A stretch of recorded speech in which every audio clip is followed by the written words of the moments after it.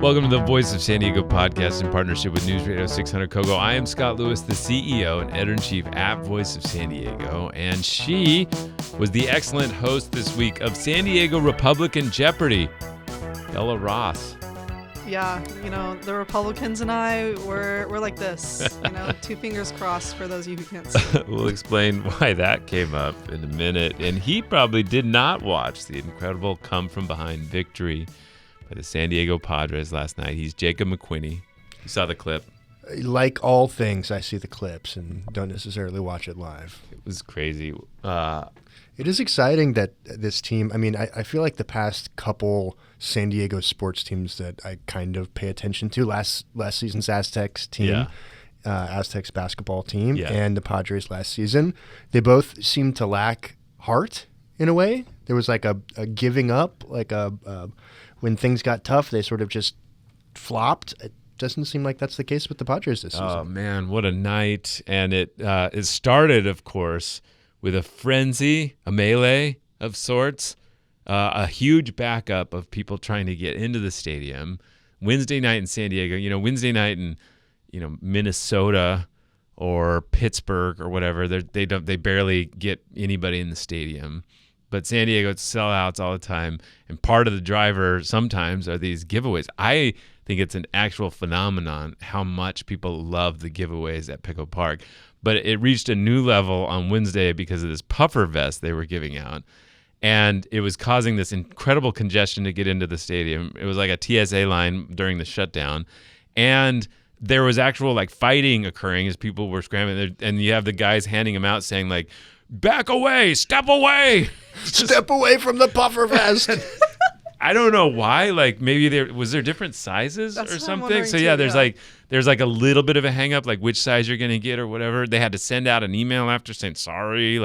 If you didn't get your puffer vest, we'll give you a rain check. Which, by the way, how do you get a rain check for a puffer vest? I don't know. Maybe it's a raincoat. Maybe they add sleeves.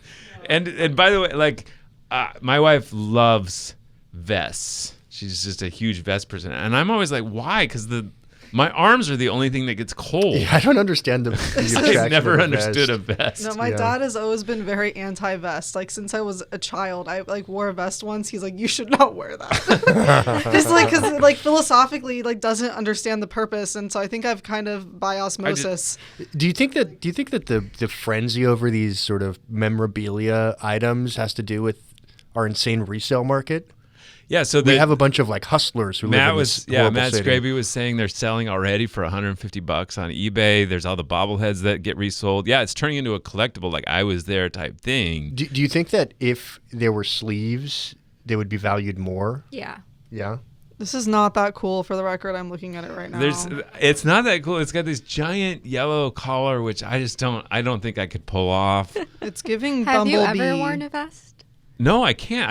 I think it would make me colder because it would just highlight the difference between my arms and the rest of my body. I'm not a vest girl. I'm a sweater girl through and through. But I have worn one, and I will say it keeps your chest warm. I want the opposite. I want arms.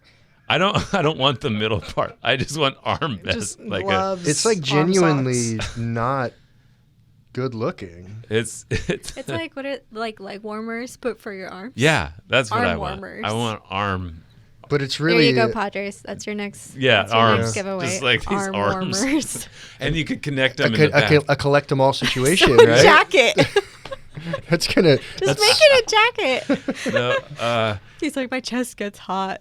seriously, I don't know. I don't. My wife's always like, the best of the best. You got to try it. I'm like, I can't. It just, my arms get so it's cold. like chaps for your I would arms. rather just wear a t-shirt and there's something that happens to my body. I just don't get cold sometimes, and then I'm like, okay, just fine. But if I put on a vest, I bet I would get immediately freezing. Well, I think it's because one part of your body is over warm. Yeah. And it creates this difference that you start to feel. I don't think my chest has ever been cold. It's my arms that get cold. My arms also get cold. I understand. I don't understand. Thank you. I sympathize. Earlier you heard the voice. Her husband thought our office could use a little boost and brought us amazing food from a Filipino restaurant. She's Andrea Sanchez Villafana. What's the name of the restaurant? I was telling my daughter about this yesterday, and she's like turning into a little foodie. She's asking me all these questions, like how thin were the noodles? How was the chicken cooked? It was incredible. It was so good. I think I had 3 lumpias, and these are like big lumpias. They're not like little Very baby long, ones. yes. Yeah, it's called Tita's Kitchenette in National City. It's very famous. So good. It's so good. Well, you're missing the most exciting part, which is that he gave us single cigarettes, 1 per person. Separate from the corporate entity of Voice San Diego, which did not hand out cigarettes. Yes. He gave us little journalist sort of like survival packs with notebooks and tissues, a little single-use sunscreen. Yeah, right? and very importantly, single cigarettes with matches, which I'm on the record with my friends of saying that I think, while I understand that cigarettes likely cause lung cancer and all sorts of terrible things, but I also think that a single cigarette, 1 cigarette a day, is probably healthy for you. Wait, let me say the backstory. So he came in a week before. He was doing some errands in downtown. He came up just to say hello. Has never been to the office, and it was silent in here. There were probably it was like a Tuesday, right? Yeah, it was like 3 people in the office. A lot of our reporters work from home. Well, and he hadn't been here before, right? He hadn't been here before. Like, no one from the ops team was here. Scott wasn't here. Like, it was super quiet. And he was like, I thought I was gonna walk in and people were gonna be like typing on keyboards and yelling out deadlines and like fighting on the phone with sources. He's like, and it was silent. Like, there was just the vibes were low. Every time somebody visits the office, they're like, "Wow, this isn't what I expect." Well, what do you expect? We're not like throwing things and yelling. I mean, that does happen. I've heard Jim on the phone. Like, he's pretty ruthless. Jim is great. Jim is so good. Jim, on the phone. Lisa is pretty ruthless on the phone. Yeah. And so he got to talking to Jim, and Jim was like, my parents were reporters, and back in the day, newsrooms were wild, but these were like daily newspapers, and people, had like clanky typewriters, and everyone was chain smoking cigarettes. That's what he said. So Ulises made us a little care package. I had to give Will my cigarette right away because there was a part of me that saw the matches right there, and I'm going to go do that. I'm going to go do that. I can't do that. Well, don't worry. I took it from his desk already. We talked about this at home. He's like, what if this is the thing that like triggers Scott and he starts smoking again? I haven't smoked in 25 years, but I was close. I was like, that looks good. And I was like, I didn't know that about him, or else I would have told you not to put one in his pack. And he's like, yeah, like what if like 10 years from now, like his life is falling apart, his wife has left him, it can all be traced to this one cigarette. No, in my experience, cigarettes only benefited my life. I never had it. I forced myself to quit because of the intellectual implication that it was bad, but everything was great. When you're just not doing something and you're smoking a cigarette, you're doing something cool. Yeah. And suddenly you're just not doing something, you're doing something cool. And in Spain too, when I lived there, it's just like, you just go up and get a light from somebody else or bum a cigarette. It was just like, it was light. And now we've replaced something super cool with our stupid phones. And it's just like... Or the vapes, which are also exceptionally uncool looking. I just want to be clear. You should not smoke. It's awful. It's just the worst possible thing Well, I'll you be can clear. do. I think that 1 cigarette a day is probably okay. And actually probably pretty good for you. I'm honestly like Team Jacob on this. And there's like a serious... I mean, when Will came into the office and saw the cigarettes, I heard him yelp from like across the way. I'm like, oh, he must have seen the survival packs. 1 cigarette a day keeps the big sad away. I do think that. No. Anyway, yes. So then there's your cigarette's gone though, Matt. What do we got? I think I took some of them out afterwards because I was unsure of how people There's would earplugs, respond. which is fascinating. I don't know why he thought a journalist would need that. In case the office gets too loud, he said. Yeah. But that was a joke because So the good. office was so quiet. And then there's like a small reporter's notebook with a pen and It's a very cute little chapstick notebook. and Some Band-Aids. Some Band-Aids because do actually if you're need like one. out I scraped my reporting, arm. and tissue in case you need to blow your nose before an interview. Well, coming up on the show this week, last week when we recorded, Eric Swalwell was something like the front runner of the governor's race, and now he's not even in the race. The cancelings are warp speed. Not these days. even in Congress. He's just out. Just done. Disappeared. Just warp speed canceling. We'll give our uninformed thoughts on the governor's race and more. And San Diego's our home. We love it, but it's also a city of broken dreams, broken promises, and things that just don't get done. And we've got 2 today A temporary fire station in southeastern San Diego is still temporary 11 years later. And school district officials promised to fix the plumbing in a prominent local school in 3 different campaigns for tax increases, and yet it's still not fixed. And it's going to be the poster or another line of the promises of a new tax increase. We'll explain that. Jacob's got the scoop. All that and more coming up. So a big banner headline, the race of the 48th. This is the congressional district, 48th congressional district, stretches from, sort of northeastern San Diego all the way through Temecula, all the way up to Palm Springs. It's a big, diverse district. San Marcos, Escondido, all these places. Remember, Darrell Issa represented district.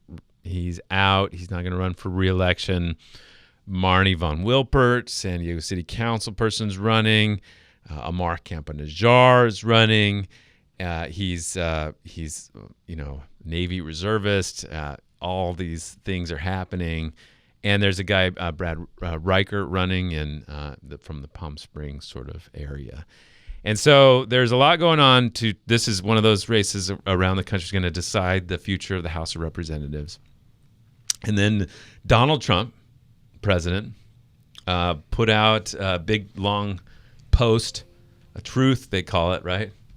It's a truth. Is that what a singular post on Truth Social is? It's really upsetting. And then when have you not heard this? When you retweet it, it's a retruth. Oh, I have not. You didn't know that? That's so good. So he truthed us that Trump, he is a full supporter of Jim Desmond. Okay, let's test our abilities here. So let's start. You read a sentence, Jacob. You're gonna popcorn read this truth. Oh my God. Okay, let's see. I'm having anxiety. In competing Trump impersonations. All right. It is my great honor to endorse the highly respected San Diego County Supervisor Jim Desmond, who is running to represent the tremendous people of California's 48th Congressional District. I feel like I went a little too fast. Okay. Yeah. All right. Here. Tremendous. A brave Navy veteran, Jim knows the wisdom and courage required to defend our country, support our incredible military veterans, and ensure peace through strength. That was horrible. You had it on the first one. I don't know if he did, but it was bad. Sorry. I can't do it again. Do the next sentence, and I'll try to pick up off you. A successful businessman, pilot, and highly respected mayor of San Marcos. Prior to becoming a distinguished San Diego County supervisor, Jim has dedicated his life to serving his community. Oh, man, we're getting worse. Do you guys want I to try? think I'm getting worse, too. Yeah, let's hear it. Andrea? I feel like this would be held against me in my immigration proceedings, so I will pass. Okay. Oh God, I'll try and see what comes All right, out, but I don't Bella. know what's gonna come out. All right, let's go. As your next congressman. Okay, well, I just honked into the mic. That was really good. Go. I have to do the hand motions. Yeah, I know. It's part of it. Like, As your next congressman, Jim will fight hard to grow our economy, cut taxes and regulations. I got to go with Bella on that. That was incredible. Champion American energy dominance. Promote made in the USA. Keep our border secure. I love the USA.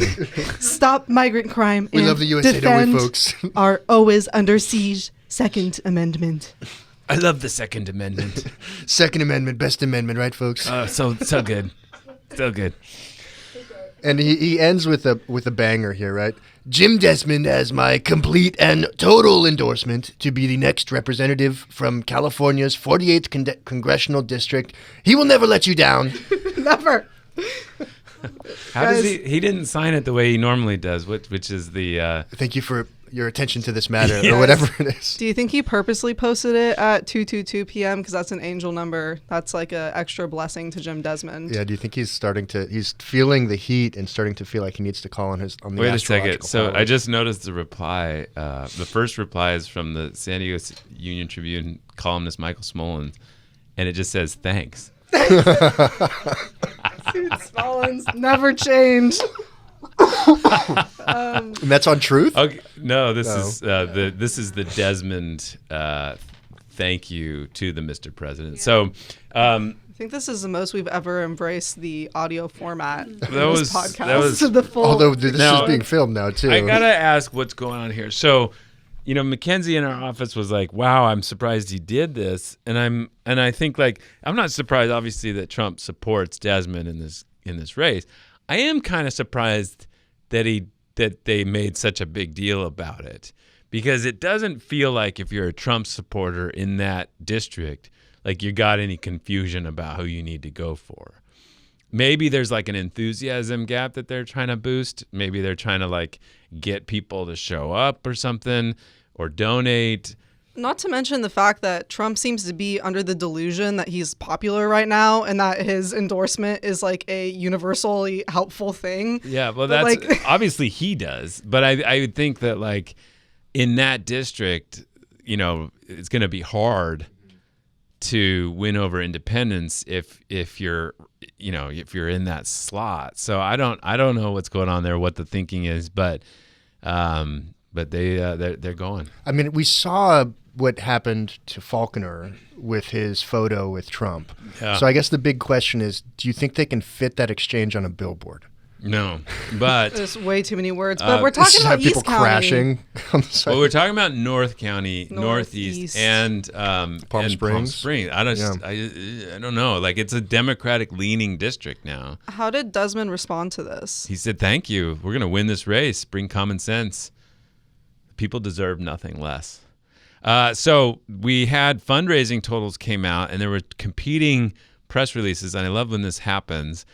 So Mark Campanajjar came out and said, "This is we outraised our new GOP opponent, leading Democrat in every public poll." So he's talking about we outraised Jim Desmond, but that was a little bit of a different version of what the real headline may have come out. Marnie von Wilpert raised more than all of the candidates.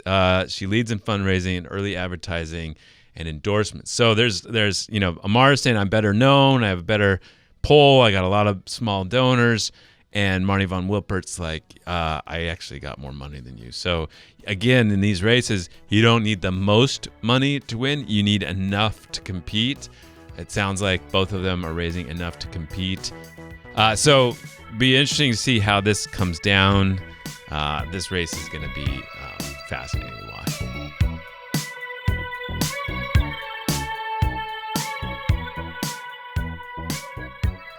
So that Bella hosting the Jeopardy of the San Diego Jeopardy was a video skit that we recorded for our Off the Record event 2026. It's an exclusive evening that will bring together about 350 local leaders, our supporters, newsmakers. It's a little roast of folks. Sometimes I take a few strays. Full dinner, no awards, no speeches, just a chance for all parties to come together and laugh about the story of San Diego. So you can get your tickets and check out the event at vosd.org/events. vosd.org/events. Again, it's a little bit of a pricey one, but it's for our journalism, for our bank account, so we can keep going over the next year. And it's a lot of fun, a great dinner, and a chance to have some enjoyable conversations. It's really fun. Please consider coming. Off the record. Yeah. You take your phones away. Yeah, that actually was one of the coolest parts about the event last year is for everybody to put their phones away, and you could genuinely feel how much more present people were. Mm-hmm. And it was a relief that nobody noticed that we installed, virus software onto their phones. Stop. I was really, really happy about that. I was worried. You keep your phone with you. It's just locked in a thing. And we launched another fundraising campaign this week. It's for all part of that local news day we talked about last week, and we got a lot of support. Thank you so much to those who have donated, including Chris, who says, quote, "Support local journalism in a time of media conglomeration." True. Big I word. remember 20 years ago in San Diego, 23 or 22 years ago, Bernie Sanders came to San Diego to speak in Chula Vista. Bob Filner was his host at the Chula Vista City Hall, and he spoke, and it was all about media consolidation and how awful it was and how few independent sources of local and national news there were. And by coincidence, Voice San Diego launched next year. I covered that event for the San Diego City Beat. It's my second ever piece written in San Diego by Scott Lewis. Bernie Sanders. Got the next one? Barbara says, strongly believe in independent journalism, especially in this day and age. No better day to donate to independent journalism than today. Yeah. Why, is there something going on in this day and age? I'm just in the present. I try to stay in the present. Fair enough. Okay, Linda says, VOSD is an invaluable resource for all San Diegans. Thank you, Linda. Mm-hmm. Sherry says, keep up the Public Records Act requests. The county's position is ridiculous. Agreed. Facts. Go, Sherry. You can always support the podcast in particular and Voice San Diego in general at vosd.org/podpeople. That's vosd.org/podpeople. Thank you to everyone who continues to support this effort. We've got a lot going on. Obviously, all these events and different things going on, but every day our reporters are out there calling people, going places, trying to get things together for the independent reporting that we do and the enterprise reporting that we do. And that can only be done with all your support. So thank you very much. Go to vosd.org/podpeople.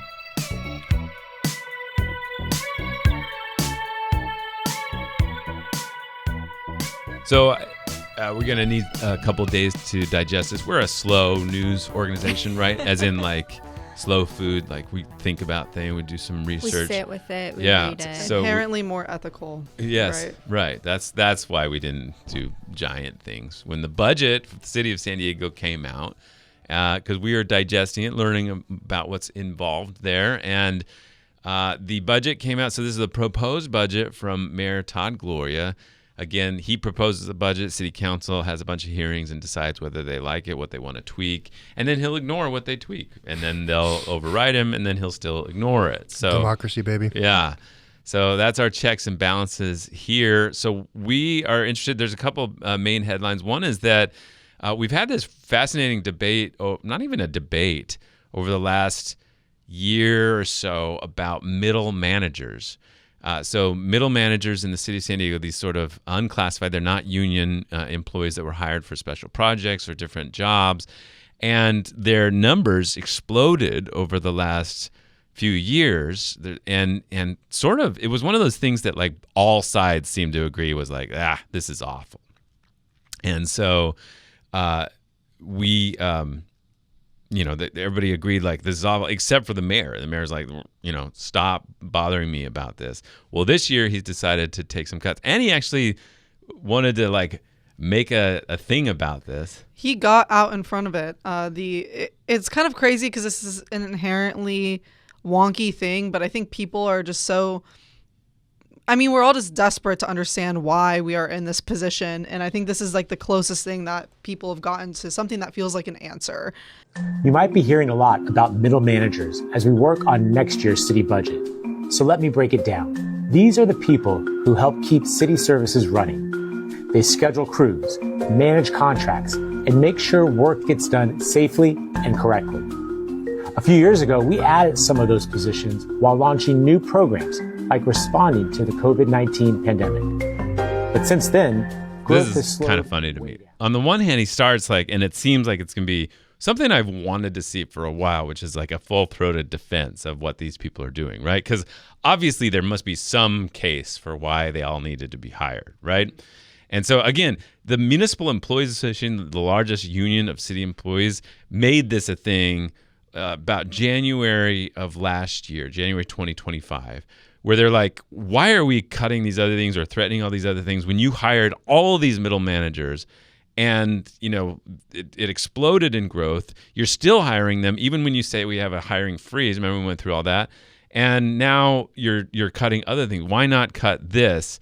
And And then the people on the right sort of grabbed onto that and said, like, yeah, no kidding. And it was just this thing. So I wanted to hear for a while, like, what is the explanation for it? And he sort of starts out saying, like, well, these are the people that schedule stuff. Is that what he landed on? Yeah, basically. That's my frustration with it. Like, we still don't have a clear answer as to like why we need them, what they're doing exactly, and why the work that they're doing can't be done by anyone else. But he kind of tried to address it there.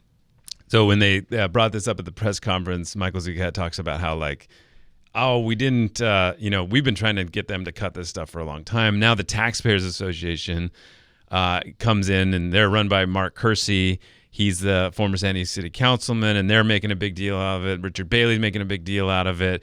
But, we're now finally doing something. Here's what he said. MEA's been raising this flag for more than 10 years. And the mayor is essentially, this mayor, Gloria, is the first person to listen between last year's budget and this year's budget, cutting nearly 100 of those positions and reversing a lot of that growth. Where does most of that growth come from? Fiscal year 2014 through 2020, where there was a tripling of these positions, tens of millions of dollars. Not to make this personal, but who oversaw that tripling? Mark Kersey, who was on the city council, who's now the Taxpayers Association lead. So it's a little rich to be hearing that. So it's finally, these poor middle managers, like, nobody's sticking up for them. Middle managers are people too, guys.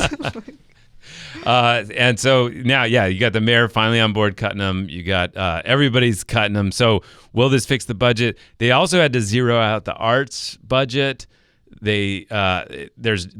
It sounds like literally, if this goes forward, literally nothing going to the arts like there used to be, these grants and other things that nonprofits got. Right. I think like it will become more clear like in the coming days and weeks, but I think it's hard to overstate how much of a blow this is to local arts organizations that like operate like largely on these like city grants. And so I think like I think that was like really hard to read for a lot of people. Yeah, the mayor, someone asked him about it during the press conference, and he said like, we're still going to commission art in some way, but it's unclear what's exactly going to happen. Yeah, I mean, there were a lot of grants that went to different, playhouses or just nonprofits in Balboa Park, all these things. And so the argument has always been, look, you fund these things, they bring tourists in who pay taxes, who pay tourism taxes, all that stuff.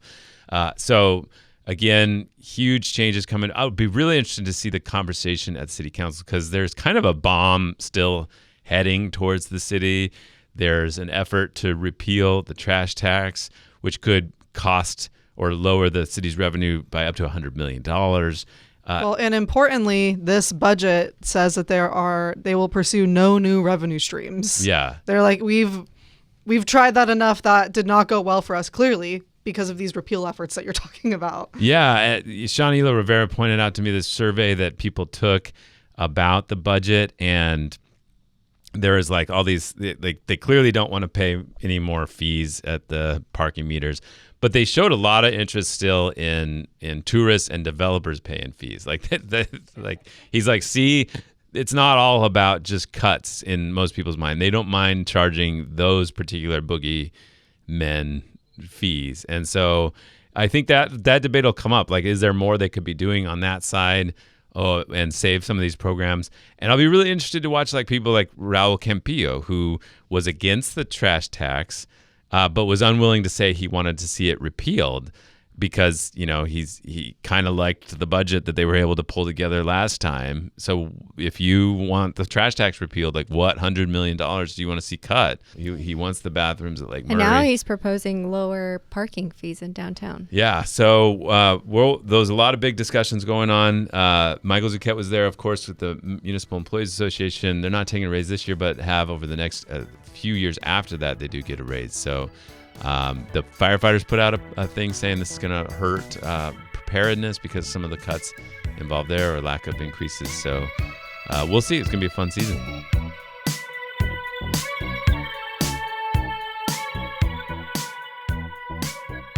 So we've seen our fair share of men accused of things and then getting in trouble. I think if you're running for governor, I've said this a couple times, but if you're running for governor of the state of California, you're already like different mentally ill. Yeah, you're Just just say like it. you're like you are, because you think this state has 40 million people, and you're like, I'm the best of all of them. To believe that, like, you have to really, you got to have something in your brain that's just a little different than I do. Narcissism, whatever. But there's a lot of people who do, mostly men, and they're out there and they're running. And one guy, I don't know how you can do that, also think that, and also be just having an affair at this, the stress of having an affair to me would be like just like paralyzing. And to not only be having an affair, but also be running for governor at the same time. How do you manage that stress? And let alone know that, like, some of the encounters you had, Allegedly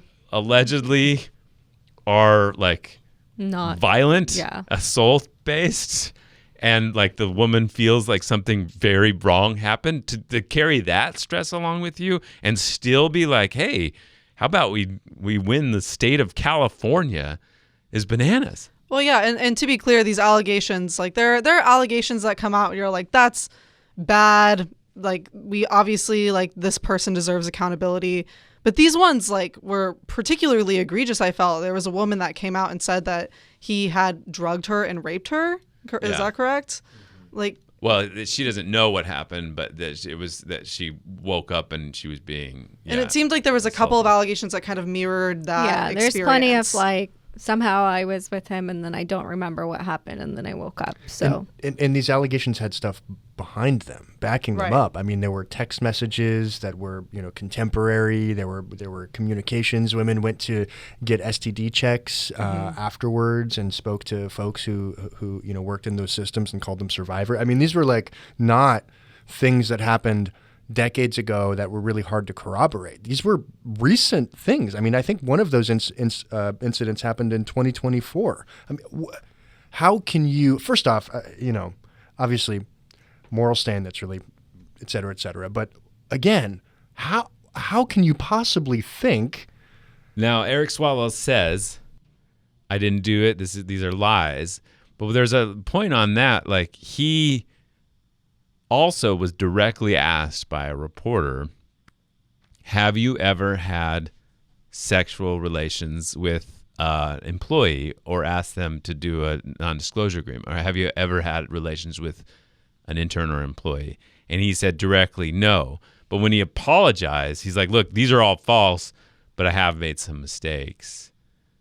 And that's between my wife and me. Yeah. Like, when you start, that's when I see these guys fall apart, is when their like explanations start falling apart as lies. Then you start to see like the everything. Then like that the actual collapse is happening. And the Manhattan District Attorney has already said that they've started to open an investigation to see what LA they can now find. too. LA as well. I mean, it is a pretty incredible collapse from a potential front runner to run the most populous, wealthiest state in America to not in Congress anymore, potentially going to be charged with literal crimes. I mean, it's quite a turnaround in a couple of weeks. Not even a couple. It hasn't like even been a days, week it's yet. hours. Well, sure, but it was interesting Yeah. interesting to watch this because for weeks there were whispers, things percolating on social media saying, I hear that somebody's going to come forward any day. There were always these whispers. And it was another interesting thing because you saw a lot of sort of politicians, of folks who were, around, reporters on the Hill, who have said that, yeah, I mean, for years there were kind of rumors about his behavior, but they always, all of them said, but they were never about, sexual assaults. They were about him being, a slut and going and cheating on his wife. So it's fascinating to see that somebody who is consciously moving through the world that way and about whom this is known by many people, who again decides to get in front of some of the biggest lights in the country. This is a clearly messy situation that is happening on top of like probably the messiest gubernatorial election like in at least recent California history. Yeah. And I had an opportunity to talk to our Sacramento reporter, Nadia Lathan, about this earlier this week and kind of trying to figure out like, okay, what are the political implications of this, because there are 7 major candidates now on the Democrat side, which like I think people have been waiting for people to drop out. So in a way I was like, okay, bye. Like for multiple reasons. But now it's kind of about figuring out, okay, like where do these votes go now? Like, is it going to go to this like billionaire Tom Steyer? We have Katie Porter. Then we have like a litany of other Democrats. And then above them still in the polls are 2 Republicans. Yeah. And this is a top 2, sort of open primary where like, yeah, there is a possibility that 2 Republicans or 2 Democrats could move on. Right. Just before we move on to the politics, I just want to give a shout out to Melanie Mason and Jeremy White at Politico, who wrote, I think, the best story so far about how this all came together. The sort of whispers and how the influencers decided to like really go after him, how they helped surface some of these voices. And then how, this was the best part about the story, is how California like didn't know this guy really. So he was able to be like anybody to everybody. Like he could be, to the business guy, like an open, moderate, to the labor. He was like the fighter against Trump. And everybody was like, okay, fine, he's the guy. Everybody knows him because he's on TV all the time. And then he, like, when he's going through Sacramento, he like has no idea how anything works. He's looking at the Capitol. There's a great anecdote where he's looking at the Capitol and there's scaffolding on it. And this building next to the Capitol, and he's like, what are they building, condos there? And it's a Capitol building. Like, he has literally no idea what is going on at the Capitol, and he wants to run this. And it gets back to like, we're getting to the point with this politics where it's so celebrity based, it's so just like meme based that it doesn't have anything to do with anybody who really wants to run the state of California. So go read that story in Politico, the Whisper Network that caught up to Swalwell. But yeah, so where does all this support go? Well, yeah, there's that question. And then the question that I really wanted to talk to Nadia about was like, how likely is it actually that we end up with a double Republican runoff? And her conclusion, and the conclusion that I've kind of read elsewhere, is that is still incredibly unlikely. Democrats still outnumber Republicans in the state of California 2-1. But I mean, they're definitely excited about it. The Republicans had their state convention in San Diego this past weekend, and they were just overflowing with glee over the Swalwell situation, and even just like the vague prospect of a double Republican runoff. So what could happen is without the consolidation of the vote, it's not that Republicans have more people or support in California. It's just that they're united behind just 2. And we all were concerned, or not concerned, there was interest in Trump endorsing Steve Hilton. So Steve Hilton's the former Fox host, British, elite, and he's kind of taken this sort of main establishment Republican role in this race, and he got the Trump endorsement, which is interesting because Bianco seems to have, Chad Bianco, the sheriff in Riverside, seems to have the like grassroots Republican support, and he had the slight edge at the convention. And so when everybody thought, well, when Hilton gets the Trump thing, then he'll get the most of the Republican vote, and then the Democrats will be able to, sneak into that second spot. Somebody will. But what appears to happen is it just evened out the Republican support. So if they evenly divide their vote, they could very easily, not easily, I think the projection is like most models, like 20 to 30% chance that the Republicans could take the 2 top spots. But that's, if you're hitting 200 in baseball, like you might get a hit pretty easily. That's a not insignificant chance. No, I mean, it is kind of crazy to think about. And I think it's worth saying that clearly the Democrats are very fractured, to put it lightly, right now. They have not had a unified front or coalesced around any particular candidate. But the Republicans haven't really figured that out either. Like at their convention this weekend, neither candidate was able to secure the endorsement. So I think the whole state is clearly a little bit confused and directionless right now. Well, even the governor, there was a piece that came out about Governor Gavin Newsom in CNN, and they're like sources closest to the governor, and he's like, well, I don't want to do Steyer because he doesn't know what he's talking about. He's all over the place. I don't want to support Becerra because we, put him in as the AG, and we don't think he did really good in that role. Or U.S. Senate too, and then all these different, and then he gets to Mayhem, the Matt Mayhem, the mayor of San Jose. And he's like, that guy's been mean to me, and Villaraigosa's been mean to me, and he's just like unwilling to like take a spot there. And it's like, bro, you gotta show some leadership. And I think that it's gonna be so. There's a lot of things are coalescing around Steyer. And that guy really is kind of all over the place. He's got ads running like, we're going to lower your electricity bills by 25%. Bro, you're not. You're not. He's a billionaire. Maybe he's just going to send people money. He says, like, I'm going to jail ICE. Come on. Like, all these things that he says he's going to do, it's like lighten up the progressive, like, synapses. They're like, oh, this guy, he's a class trader we can get behind. There's like he class trader selling hats yeah. like coming out. It's like, okay, man. Now I had the pleasure of interviewing him on stage at UCSD about 3 months ago before he was running, and he's the kind of guy that like will be looking at you, listening to you, and not see you. You know what I mean? Like, you can tell he's in a different space. He doesn't give any interest in what you are as a person. Like, he's just like looking through, and it's like the classic sort of billionaire like kind of thing you see where they're just in a different world. Like, they are not dealing with the same reality that you are, and you can barely fit in theirs.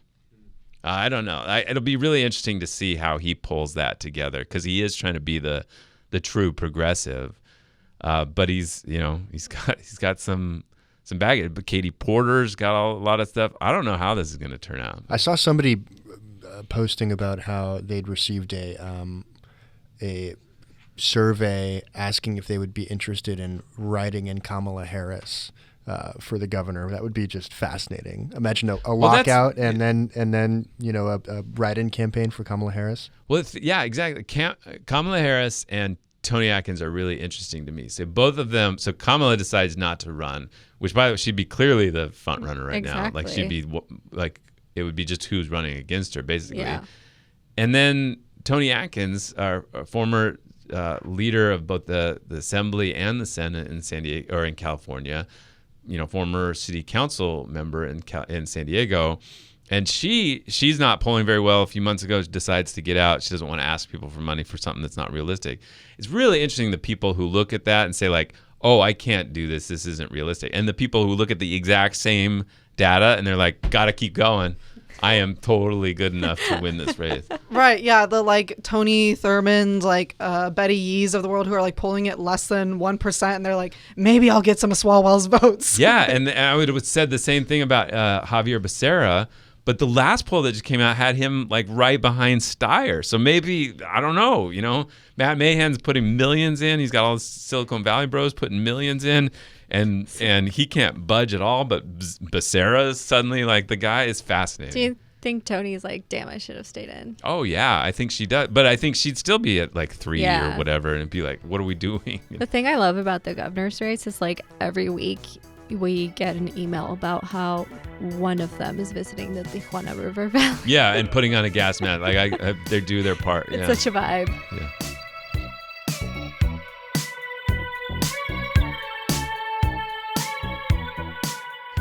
One of the things I always point to when I talk about our investigative journalism is a series of stories we did in 2014 about emergency response times, when Liam Dillon, our former investigative reporter, wrote and revealed how slow emergency response was to certain parts of the community, and just so happened to be historically underserved parts of San Diego, where when you called 911, it was taking longer for people to show up to help. And so it became a major part of the race to replace Bob Vilner as mayor. So it was a big debate. And there was kind of a debate about, look, 80% of the calls are about health, like medical emergencies. So do we really need to send firefighters to that. And so there was an interesting debate about it, because you could have like paramedics at a storefront go out and just and respond maybe faster. But, 20% of things are fires, and you need firefighters for that. So what do we do exactly? So that was a really interesting debate. And there was a lot of effort to fix that. And part of the response was, well, let's get firefighters out there. And firefighters really, I think, if there was a winner of the debate, they were, although not, there was a lot of different things added. But one of the things that was done is a temporary fire station, again, temporary, tent was put up in southeastern San Diego. And we had the great idea, or you had the great idea, Mariana Martinez Barba had the great idea of like checking in on that. It's still there, and it's just a tent still. It's still there. I love to think of Voice of San Diego as like your girlfriend or wife who never forgets anything. Yeah. We will always remember, Yeah. and we will check back in, Yeah. and we will write about it. But yes, Mariana had actually had a conversation with someone who mentioned like, there's a tent where firefighters are responding, and they're responding from a tent. And she's like, what is that? And so we talked about it. And so, this is Fire Station 51 in the neighborhood of Skyline Hills.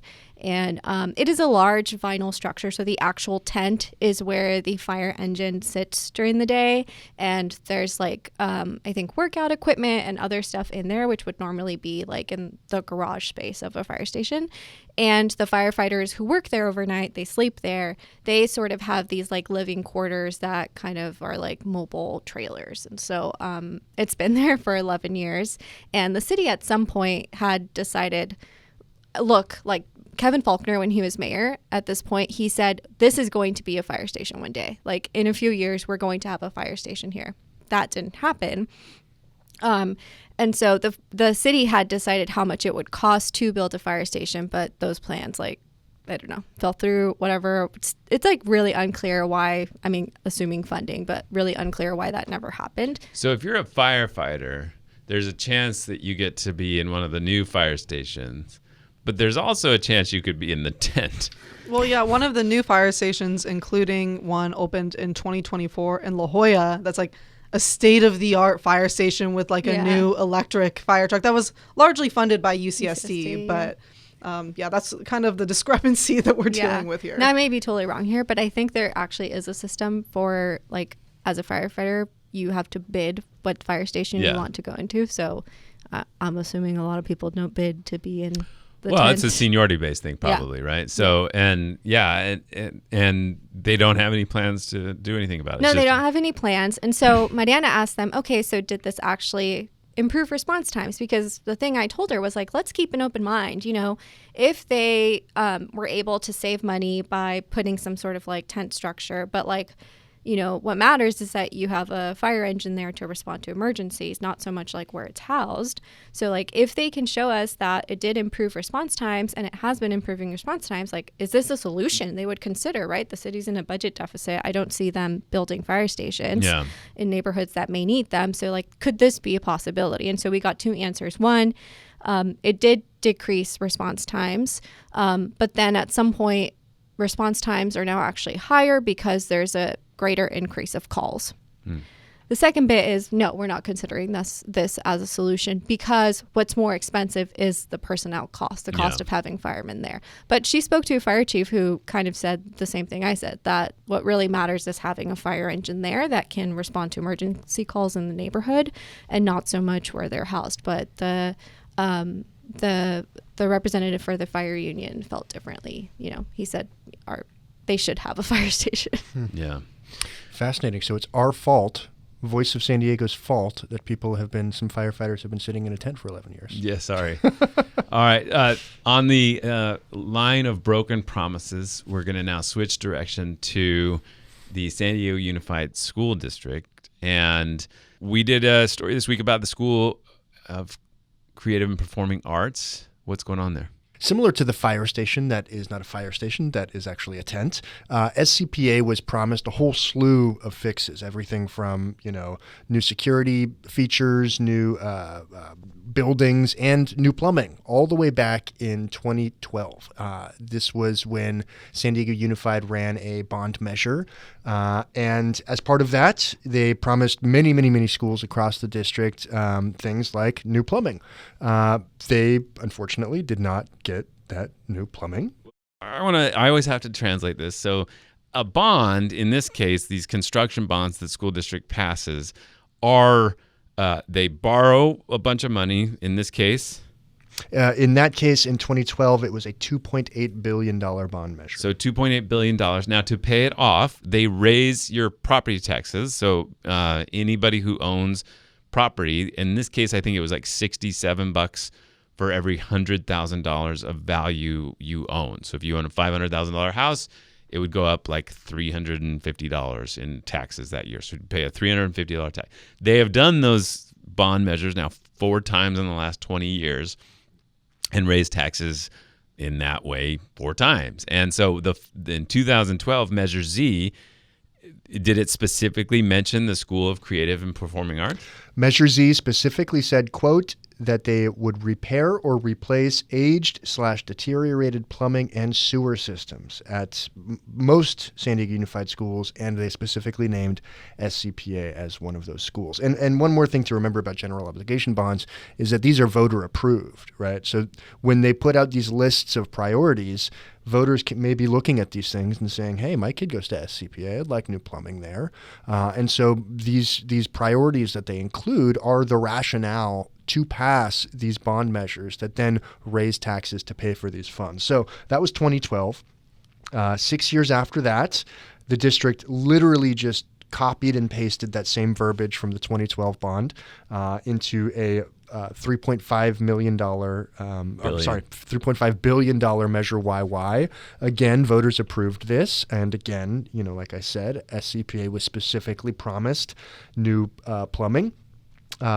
4 years after that, so this was 2022, San Diego Unified put another bond measure on the ballot. This was Measure U. It was a $3.2 billion bond. And this time, I will give them credit, the verbiage changed just ever so slightly to, quote, repair or replace deteriorating plumbing and underground sewer systems. So they added an underground in there just little twist. Yeah, a little twist. So none of that was ever done.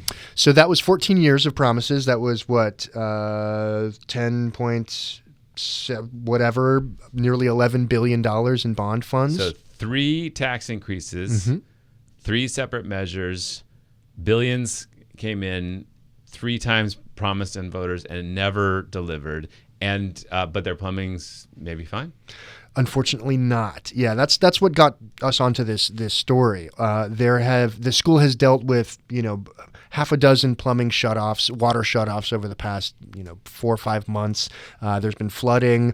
There have been leaks. It's been a huge pain for a school that is a magnet school. I mean, this isn't a school that has kids come from the neighborhood. So this is a school that kids need to choice into. Yeah, it's actually quite competitive, right? It is. People it is quite competitive. Talk about it all the time. This is a well-known, highly desired school, and it can't keep the water on. Yes, I mean it got to the point where water was being shut off for a full day. They had porta potties come in, which of course you imagine a bunch of middle schoolers and high schoolers. It probably isn't the greatest idea to have them using porta potties all day. Anyway, so. Unfortunately for this school, these fixes have not been made, but the district does have a new solution. A new solution. Well, first of all, it says that a modernization is planned for 2 years from now. For end of 2028, early 2029, potentially. And so they just need to hold it till then. They need to hold it, yeah. And one of the interesting things about this was that the district had at multiple different times considered moving the high school portion of SCPA to downtown. Do you know where in downtown? The Civic Center? The Civic Core. Yeah. Yeah. It was potentially part of this grand reimagining of the Civic Core, and new conversations about that have restarted with the San Diego Community College District leading the way. So we'll see if something changes. But that potential move may have kind of stymied the efforts to get higher up on the list of the whole site modernization. So the district is basically saying, SCPA, you got to wait your turn until late 2028, early 2029, until we can take on this whole site modernization, during which we will replace all of your pipes and your plumbing, and you kind of just have to deal with some leaks for now. So SCPA clearly has not benefited from these bonds in the way that was anticipated. Has anybody benefited, like these other campuses? Certainly, yeah. I mean, there are campuses that have benefited, and SCPA has benefited from bonds. I mean, they've had their theater and sort of broadcast studio rebuilt. There have been things that have been done, a significant number of things. But by and large, all of the things, more than half of the priorities for SCPA that were included in that 2012 bond have been unfulfilled. So while there has been some work, the vast majority of it has not been done.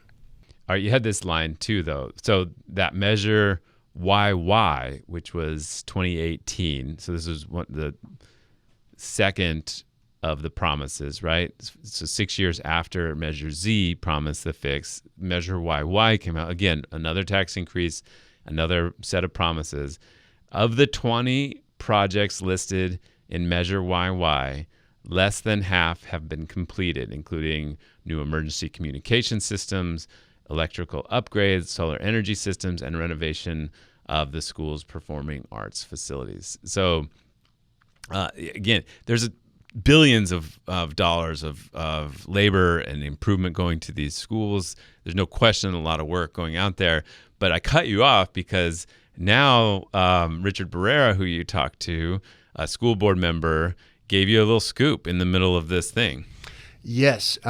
Would you believe it that San Diego Unified is preparing to potentially, likely, he told me odds are high, that a new bond measure, anywhere probably around $3 billion, will be on the ballot in November. So you heard it here first. The San Diego Unified School District is going to go again to the ballot for another tax increase. Remember, it's so funny, the city of San Diego and the county, it's like this massive, like, oh my God, they're going for more money. It's just like, oh, how is this possible? And then the school district's like, yeah, we're doing it again. And it's like when they raise money for construction, I think everybody who's out there voting thinks like, oh, I know the schools are underfunded. I support schools getting money, and they only need to get 55% of the vote. They do not need to get 2/3 of the vote. And so it's a large, easy way to raise taxes. So whenever you hear somebody say like locally people don't support schools with taxes, they have raised taxes 4 times over the last 20 years for schools in particular. It's just not for teachers. It's only for building. And they're not fully even doing that. And they're recycling their promises each time for this. It used to be when they laid out their promises so like detailed and stuff. Now they just like, it's just like boilerplate language they republish every time they do it. It's gotten so lazy. Like they used to like be these massive citywide campaigns and really like getting people going and trying to get all these different political factions together to support these bonds. And now it's just like, yeah, let's reprint the last one and get another $4 billion in the door. It is pretty wild. And I will say, I mean, school districts have long had a really difficult time doing maintenance on buildings. And so to a certain extent, these kinds of bonds are necessary because, I mean, as soon as a building is finished, it's aging. And within a couple of years, you likely will have to do work on it, whether it's plumbing or, whatever. But it is quite fascinating how easy it has been for San Diego Unified to get bond measures passed. I tried to go back. I couldn't find one that had been turned down. They've raised already, I think, nearly $12 billion in the past 4 or 5 bond measures. I mean, it is a bond program that is unrivaled in San Diego County and one that is likely poised to continue to get bigger. I mean, in a way, the school district's like kind of 2 districts. One is like running all the schools and the teachers and all that, and the other is this massive construction company. I mean, it's just like it's probably dwarfs actually the actual school district and as far as like spending and money and just like what it can do. And the guy running it, Lee Dolgoroff, he's been doing it for 20 years, right? Mm-hmm. Like he's he gets a lot of money out the door for these giant projects. It's fascinating to watch. It is, and I guess we'll just have to wait and see what the promises look like for this new bond measure. I wonder if SCPA's plumbing will be on it. Yeah, we'll see. All right, thanks for your reporting.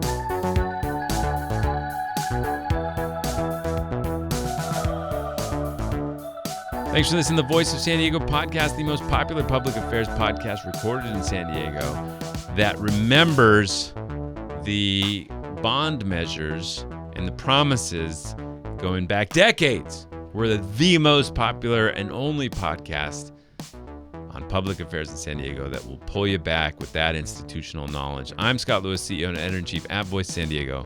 Bella Ross is our social media producer. Jacob McQueen is our education reporter. And Andrea Sanchez Villafaña is the managing editor. Matt Scraby is the producer of this show. Thanks for listening. We'll talk to you next week.